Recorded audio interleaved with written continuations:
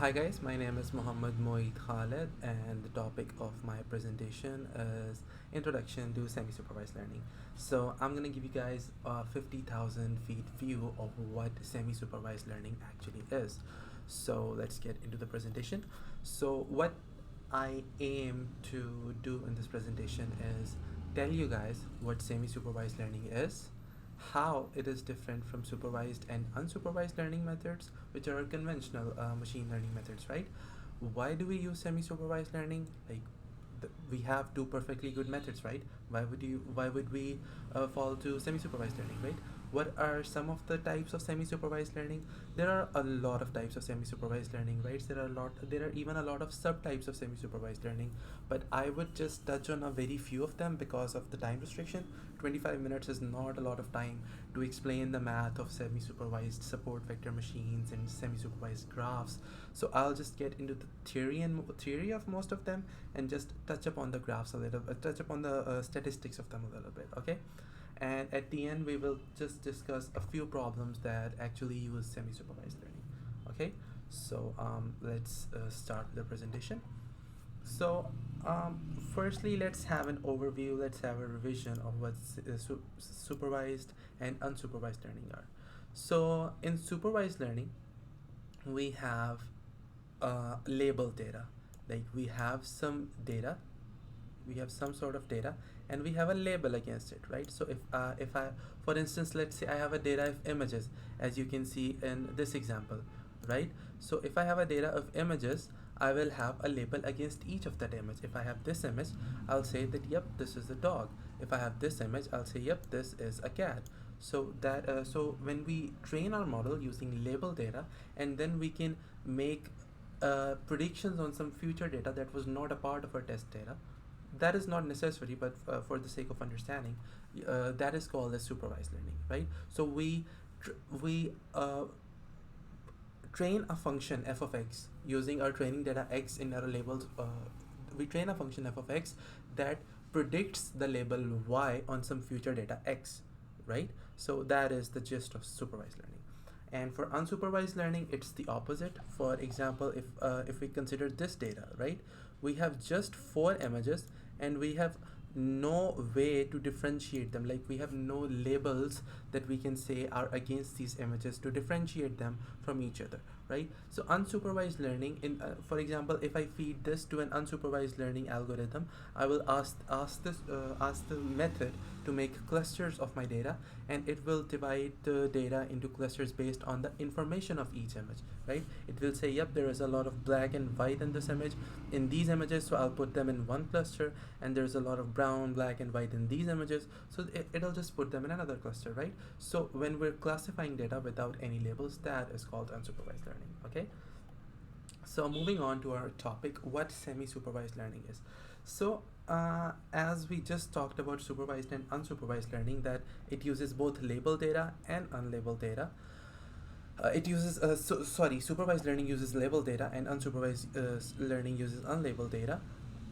Semi-supervised learning uses both. Like, for instance, our data set would be something like this, right? So it will have some information about the weight of the animal, and it won't have information on some other images. Like, some images will have labels attached to them and some will not, right? And we will train our model based on that data set, right? So that is called semi-supervised learning, right? So what I would like to do it I would like you guys to imagine a spectrum, right? So imagine this is a spectrum in front of you, okay? And these are points on that spectrum. On the very far left, we have supervised learning, and on the very far right, we have unsupervised learning, right? And this area is semi-supervised learning, okay? And let's consider this the very center, just for the sake of understanding. Consider this an equator of the spectrum, okay? So this area, as you can see, is very close to supervised learning, and this area is very close to unsupervised learning. So that means there are branches of semi-supervised learning. Some of them stem from supervised learning and some of them stem from unsupervised learning. Okay, and the type that usually stems from supervised learning, we call it semi-supervised classification, or induction is something we use, and what stems from unsupervised learning, it is called constrained clustering or transduction, sorry, as we're gonna learn later on in our presentation. Okay, so before getting into what induction is, what transduction is, one question that arises is, what is the need of semi-supervised learning, right? We have perfectly good machine learning methods to do everything. Like we have um, a supervised learning. In case we have labels, we can just label our data and feed it in the machine learning algorithm, right? Why won't it work? Like that is what we usually do, right? What is stopping us from doing that? So I'll give you guys an example of a data that I have personally used, right? So this is from a SpaceX dataset. Like these images, these are from a SpaceX dataset, right? And the resolution of the image that this sub image is from was 5000 into 5000, right?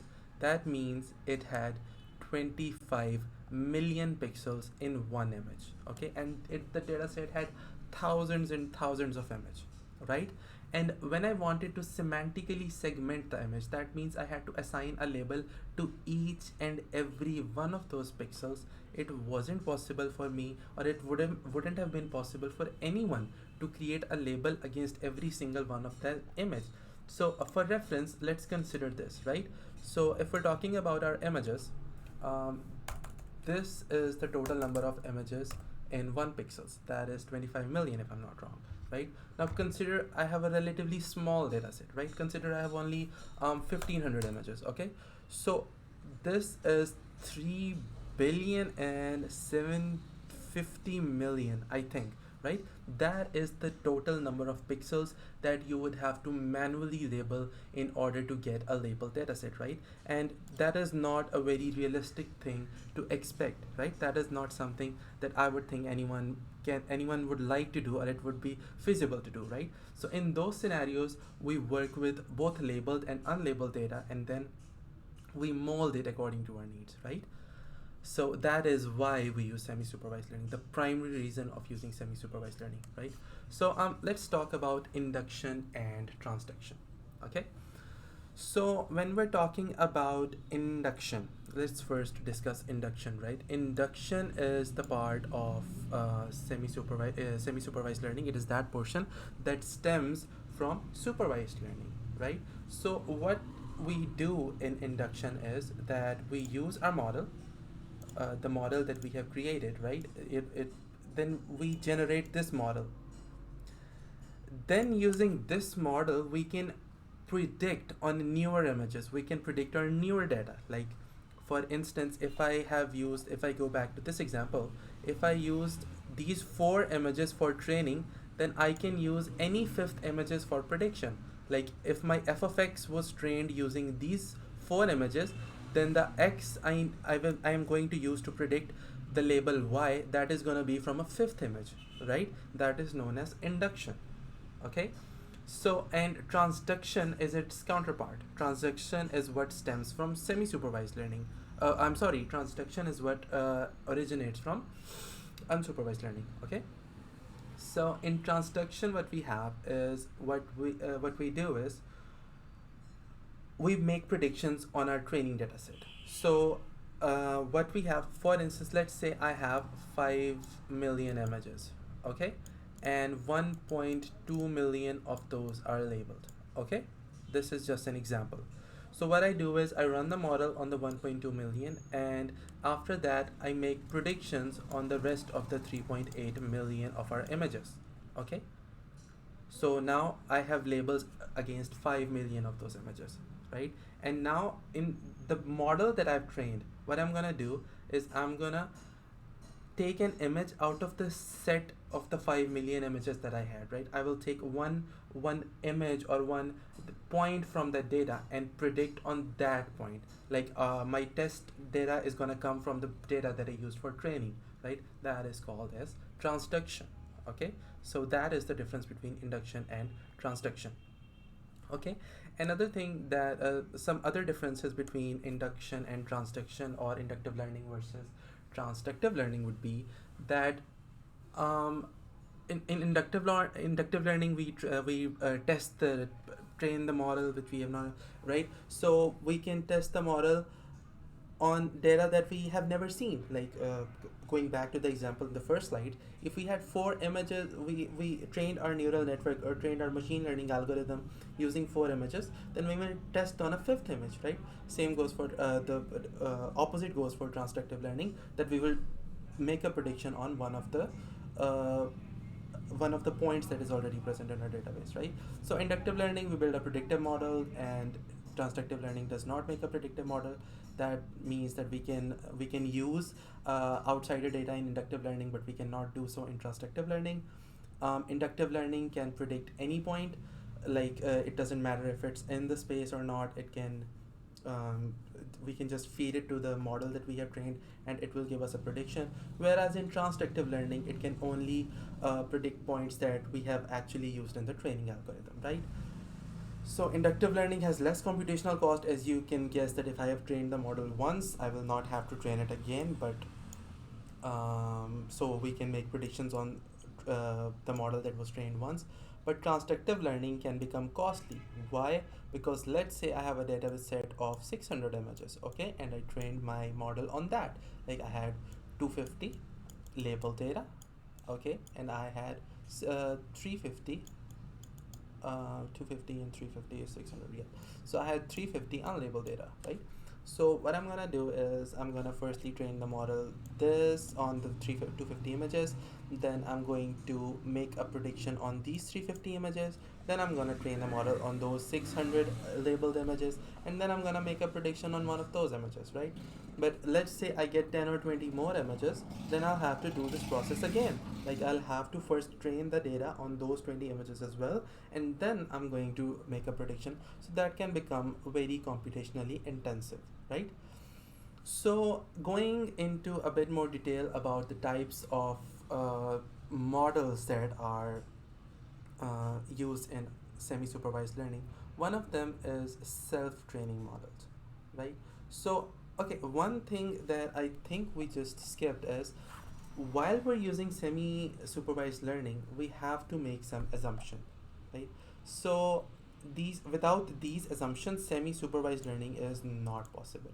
So without going into too much detail of what these mean, the gist of the main idea of these assumptions is the data that we have is similar, right? The data that we if we are given a cluster or something like that, similar, like data that is closer to each other will be similar.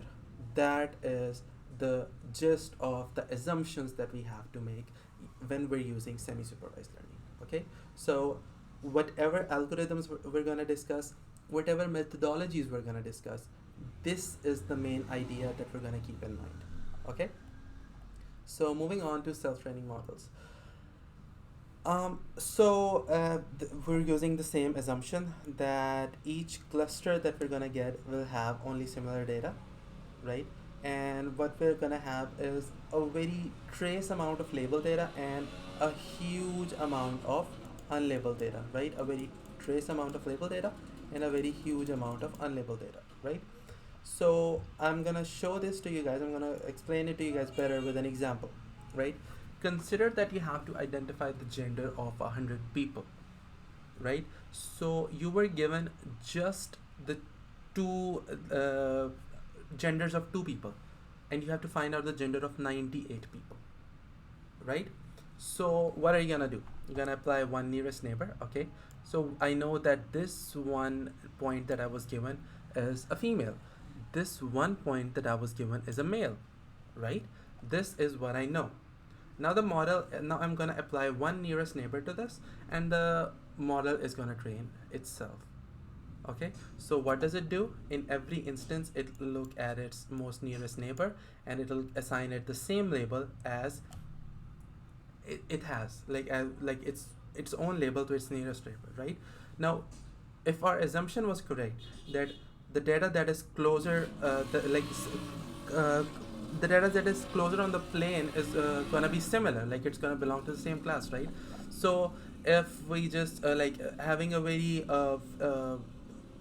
having just a look on this data, we can see that this data is very close to each other, this data is very close to each other, this is very close to each other, and this is very close to each other, right? So and if we had to divide it if we decrease the number of cluster, this is gonna be one cluster and this is gonna be another cluster, right? So assuming that these were all the females and this was all the males, or this or vice versa, this means that our prediction was totally correct when we use self-learning models, right? But if our assumption was correct, let's assume that our assumption was incorrect and there was one outlier somewhere. Let me just change the color of the pen. There was one outlier somewhere here and one outlier somewhere here, right? So that means that anything beyond these points upward is going to be predicted incorrectly, right? So that is one limitation of self-training models, that we cannot have outliers in it. If we have outliers, that is just gonna mess things up for us, okay? So another very interesting method that we use in semi-supervised learning is co-training. So co-training, it uses the same assumption that that our data is going to be independent, and it will similar data. As we're not using graphs, we're gonna primarily talk about text mining and everything. So I don't think that it'll matter for us that the data is in similar clusters or not. But another assumption that we're gonna make is the data is gonna be conditionally independent given the class label. Okay. So that two views are conditionally independent given the class label, right? So this is the formula for conditional independence. We did that in the very first lecture that our math review was. So I'm not going to go into the details. Okay, so let's consider an example of code training.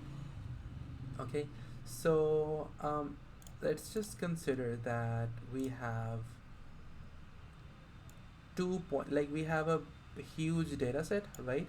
And we have just two of these points that are labeled, right? So consider this a text corpus, right? So what it says is we'll divide the data set based on commas or something, and our x1 and x2 are obviously independent. So what we're gonna do is we're gonna consider Washington State is headquartered in that tells us that it is a location, right? So that makes our prediction for number 3 pretty easy. Like it sees this headquartered in, it sees this headquartered in, it sees that the sentence structure is the same, so it can pretty easily guess that yep, this is a location, right? So that is how this is going to go, right? Now if we move on to example 4, so it says Kazakhstan flew to, okay, like the sentence is gonna be like it flew to Kazakhstan, right? Now our original labeled data set, it neither did have flew to nor did it have Kazakhstan, right? But we just made a prediction that Kazakhstan is a location, so using that it will say that yep, it is a location as well. Okay, so then our last one is Mr. Smith is a partner at, right? Now the three that we just discussed do not have anything that is related to that, right? But if we look at example number 2, what Mr. Washington, and it sees Mr. Smith, right? So it can make a prediction based on that this is a person, right? So that is easy for it. Okay, now let's consider that we have an example that is someone flew to China, right? If we come to this text here, now then what happens? Now if we look at our original data set, or even if we look at our predicted data, if we look at our label data set, we don't have flew to anywhere, we don't have China anywhere, right? But if we see line number 4, we see instance number 4, we actually inferred that as flew to as with Kazakhstan, and Kazakhstan was a location, so China is also going to be a location, right? So that is the concept of co-training, right? Okay, so that was co-training. Now I'm just going to touch on graph-based semi-supervised learning because as I said at the very beginning of the presentation, that graph-based supervised learning and SVM-based semi-supervised learning, right? semi-supervised support vector machines, as we call them. They involve a lot of maths, and explaining that would not have been feasible in a 25-minute presentation. So I'm just gonna go to a very basic overview of what graph-based semi-supervised learning is. Okay, so what we do is we construct a graph from our training data, right? And as I said at the very start of the presentation, that the gist of semi-supervised learning is going to be the same thing. That edges, that sorry, edges. The some of the data will be labeled and some of that will be unlabeled, right? So that is what we're gonna assume here as well. That some of the edges of the graph, like at the very beginning, they were labeled, right? And using those labels, we will connect the edges that do not have labels, right? So let's consider an example for this. I will just show you an example and come back to this slide. If we see this slide, right? So let's consider that there was this little girl, right? And she was reading a book that had labels in it. Okay, and some of those labels, like some of those, uh, after a few articles, it stopped having labels, right? And it was very hard for the little girl who was reading the book to understand what, like if she saw this topic, comet light curve, she had no idea what it belonged to, right? So making the assumption that the book had topics about only two things, like it was either sky or earth, and she read only these two labels, like bright sky asteroid. Give me just a second. So she read bright asteroid, this had a label, and she read airport bike rental, this had the label, right? So, and none of these things had a label, right? Or what did she do? Okay, she made an assumption that if this word has asteroid and it belongs to the sky, then every other graph that we're gonna see that will have a word that was in that topic or in that heading, it will be related to sky, right? So asteroid and comet, if we go here, then this has comet. It is already like pretty connected, and same goes for the ground, right? That if it is this had the word airport in it, so it belonged to the ground. Like that much she knew. So she said that yep, this has airport, so this is on the ground. This has Denali, and this also is Denali. So just like that, you can label the whole graph based on some assumptions that you made at the very start. Okay, so that is the gist of graph-based supervised learning. Now, getting into the formula of graph-based supervised learning is we have a fully connected graph, right, where xi and xj are the vertices of the graph, right? So every single vertex, every single pair of vertex has to be connected by an edge, right? And the weight of each edge decreases depending on how far away we are from our original weight, right? One, like that, we can use any weight function, right? One of the weight functions that we can use is explained by this: wij is equals to exponent of xi minus xj mod square over 2 bandwidth square, right? Where this is a bandwidth parameter and controls how quickly the weight decreases. Okay, so this is just one way of deciding how we can use our weight function, how our edge weight increases or decreases based on how far we are from our original data, right? So ending on the note, we'll just talk about where SSL is being used. So speech analysis, we just looked at an example as well, that Washington and headquarters and everything. It is not possible to like predict or provide labels to each and every single word that a person is speaking or a person is writing, right? So we use semi-supervised learning. We use some of the data is labeled and some of it is not.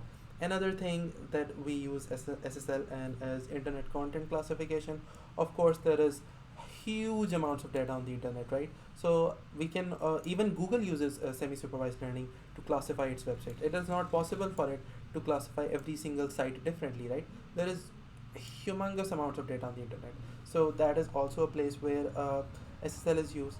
Protein sequence classification, like we know that a single fiber of protein has like thousands and thousands of joins and everything.